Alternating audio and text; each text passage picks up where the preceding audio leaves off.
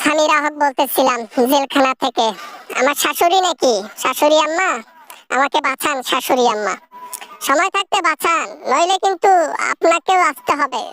তুমি যতই বাড়াবাড়ি করো না কেন সামিরা হক, তুমি যতই বানোয়াট কথা বলো না কেন প্রশাসনকে, আপনারা যা অন্যায় করেছেন, যা অপরাধ করেছেন, আপনাদের শাস্তি অনিবার্য।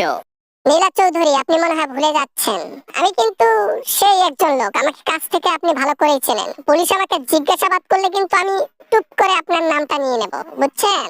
যত খুশি আমার নাম নাও প্রশাসনের সামনে গিয়ে, আমি কোনো কথাই বলবো না, আমি কোনো কিছুতে বাধা দেব না, যা ইচ্ছা বলো, কোনো সমস্যা নেই। আমি শান্তি পাচ্ছি, এখন খাচ্ছি, দাচ্ছি, ঘুমাচ্ছি দিব্যি, মন আমার ফুরফুরা, কারণ আমি আমার ছেলের ন্যায় বিচার পেয়ে গেছি। আপনার ধৈর্যের তারিফ করতে হয়, তালি দিতে হয়, প্রশংসা করতে হয়। বিগত 29 বছর ধরে একই মামলা টেনে যাচ্ছেন। আহারে কি ধৈর্যবান ব্যক্তি! ধৈর্য ছিল, আল্লাহ তাআলা শক্তি দিয়েছিল যে তুমি একদিন ন্যায় বিচার পাবা, তুমি লড়ে যাও, তুমি ধৈর্য ধরো, তুমি একদিন ন্যায় বিচার পাবা। নামাজ পড়েছি, কেঁদেছি আল্লাহ তাআলার কাছে, আমাকে ন্যায় বিচার দেন।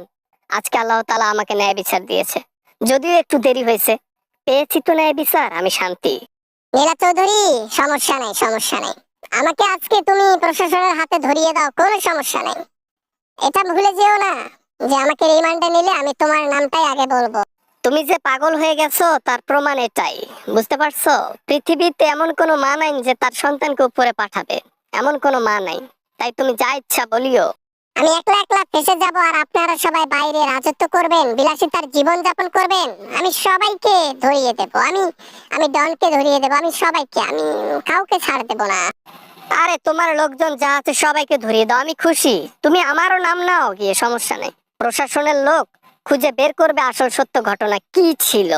বাবা না মানে বাবা বাবা বাবা বাবা, প্রশাসন প্রশাসন বলে কিন্তু মাথা নষ্ট করিয়েন না। মা, সাবেক শাশুড়ি, বাবা ইয়ে করেন, আমাদের কেসটা উঠাই নেন, বুঝছেন? আমার নিজের জীবন দিতে আমি রাজি আছি, কিন্তু কেস কখনোই উঠাবো না। তোমাদেরকে কখনোই মাফ করব না, না আমি মাফ করব, না আমার ছেলে মাফ করবে, কেউ না, কেউ না। মা, সারা জীবন তাহলে এভাবে জেলের মধ্যে আমাকে থাকতে হবে? মা, এতক্ষণ আমি স্ট্রংলি কথা বলছি, আপনাকে ভয় দেখাচ্ছি দেখি আপনি অনেক স্ট্রংই আছেন। আপনার বর্তমান দিন আমাদের দিন শেষ। আল্লাহর উপর ভরসা করে রেখেছিলাম, ইমনের বাবা চলে গেলেন কেস লড়তে লড়তে, আমি হাল ছাড়িনি, আমার ধৈর্য এবং আত্মবিশ্বাস ছিল।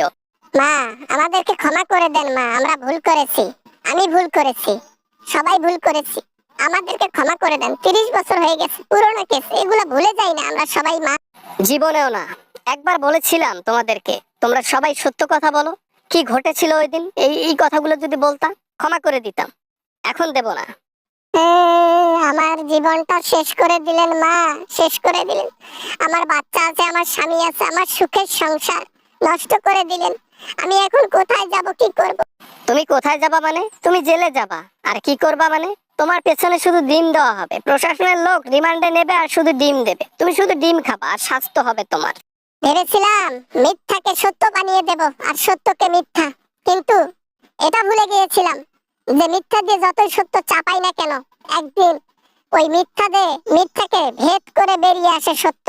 তার জলজ্বলন্ত প্রমাণ এইটা। আল্লাহ তাআলা ছাড় দেন, ছেড়ে দেয় না। আমি তো মাত্র ওছিলা, আমি শুধু ধৈর্য আর লড়ে গেছি, ধৈর্য আর লড়ে গেছি, অবশেষে সাকসেস পাইছি। যদিও একটু দেরি হয়েছে, সফলতা তো পেয়েছি, ন্যায় বিচার তো পেয়েছি। এটাই আমার ছেলের জয়, এটাই আমার জয়, এটা আমার আত্মবিশ্বাস যে তোমরা আর কখনোই বের হতে পারবা না।